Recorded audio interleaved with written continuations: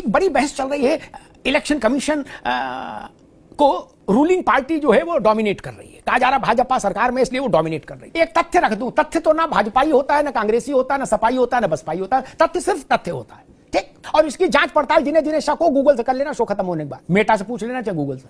अब तो जेमिनी भी आ गई एआई वाली, उससे पूछ लेना। आजादी से लेके जब तक कांग्रेस का शासन रहा तब तक जो उसने मुख्य चुनाव आयुक्त बनाए, उसमें 3 को रिटायरमेंट के बाद, गंभीर बात कर रहा हूं, मजाक नहीं कर रहा हूं, सुनिएगा, उनको रिटायरमेंट के बाद 3 को पद्म विभूषण की उपाधि दी, ठीक।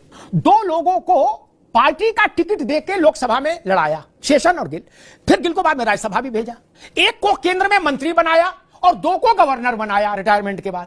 क्या ये क्या था? ये रिश्ता क्या कहलाता है? एक सीरियल आया था, बड़ा प्रसिद्ध हुआ था, रिश्ता क्या कहलाता है? आज रिटायर हुए, कल गवर्नर, पद्म विभूषण, शेषन साहब को चुनाव लड़ा दिया अपनी टिकट पर, गिल को लड़ा दिया, गिल को मंत्री बना दिया। ये रिश्ता क्या कहलाता है? और वो लोग ये कह रहे हैं कि चुनाव आयोग ने नाक कटा दी, तब नाक ऊंची थी। कैसे कैसे प्रयोग हुए मेरे भाई, आदमी पढ़ ले तो पागल हो जाए, सुन ले तो पागल हो जाए।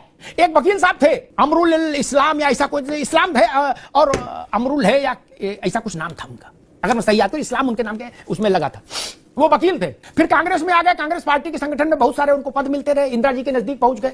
इंदिरा जी ने उनको राज्यसभा भेज दिया, 2 बार राज्यसभा में रहे, फिर राज्यसभा से इस्तीफा दे दिया अचानक से। राज शर्मा जी, इंदिरा जी ने बुलाया, बोले बेटा तुम इस्तीफा दे दो। बोले जी मैडम। इस्तीफा दे दिया, बोले तुम जहाज पकड़ो और असम पहुंचो। बोले क्या? बोले वही बताएंगे, एयरपोर्ट पर जो लेने आएगा वो बताएगा। बोले तुमको हाईकोर्ट में जज बनना है।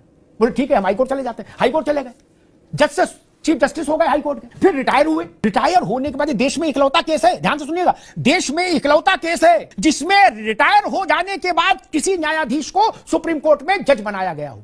उनको सुप्रीम कोर्ट में बना दिया गया रिटायरमेंट के बाद। रीअपॉइंटमेंट ऑफ जजेस नहीं होता ना, सर्विस में ही सुप्रीम कोर्ट आते हैं।